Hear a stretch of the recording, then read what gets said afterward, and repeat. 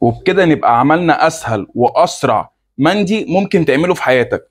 بص الرز لون ولون ازاي، كل حبايه لون، وعلى قلبك يا قلبي، ويا جماله يا جماله. خيال خيال والله.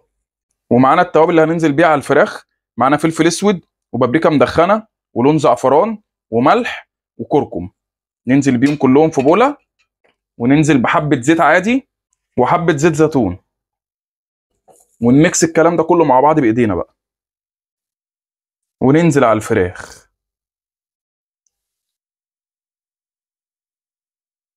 بعد ما غطينا الفراخ بالتتبيله كده وبقى منظرها حلو، نبدا نخش على الخطوه اللي جايه بقى.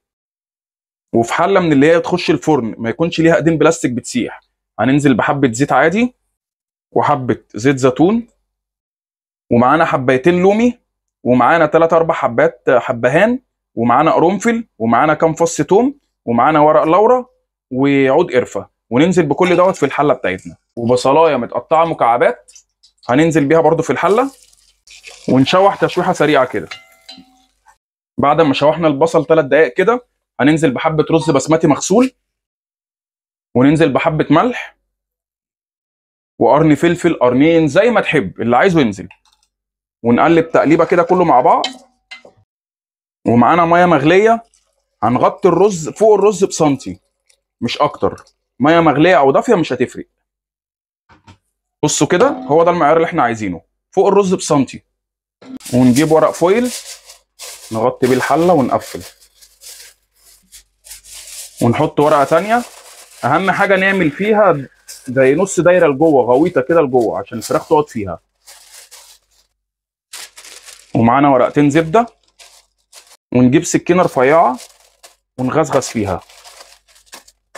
بعد ما عملنا فتحات في ورق الزبده والفويل كده، ننزل بالفراخ بتاعتنا ونرصها كده رصه حلوه، وننزل بباقي التتبيله عليها، ومن فوق الوش عليهم ورقتين زبده، ونحط ورقه فويل برضو. نقفل بقى ورقه الفويل كويس قوي عشان ما تخرجش اي حراره من جواها، عشان الفراخ تستوي حلو. بعد ما خلصنا تقفيل، هندخلها الفرن بتاعنا على شبكه، مش تحت، على شبكه الفرن متسخن من قبلها بحوالي ربع ساعه على درجه حراره 180. هنسيبها حوالي ساعه ونص، ساعتين الا تلت. بعد حوالي ساعه وتلت كده خرجناها من الفرن، وهنفتح عليها الفويل ونشوف ايه منظر الفراخ. الفراخ شكلها دايب. هندخلها بقى الفرن على الشوايه حوالي 10 دقايق، تاخد وش بس تحميره. بعد ما دخلناها على الشوايه حوالي 5 دقايق، هنخرج الفراخ بتاعتنا.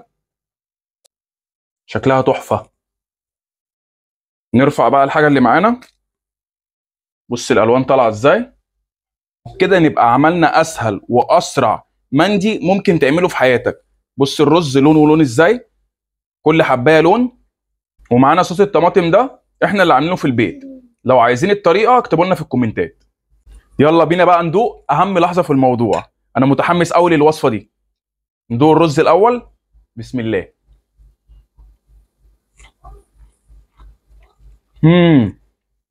الرز طري قوي، طالع مظبوط. معلقه صلصه وعلى الرز، وقلب، وعلى قلبك يا قلبي.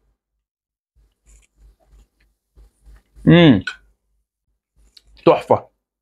خش بقى الفراخ كده، ويا جماله يا جماله. نقول بسم الله. خيال خيال والله. لازم تجربوها، ومش محتاجه حاجه، هي حله واحده عملنا فيها كل اللي انتوا شايفينه دوت. في قلبك يا قلبي.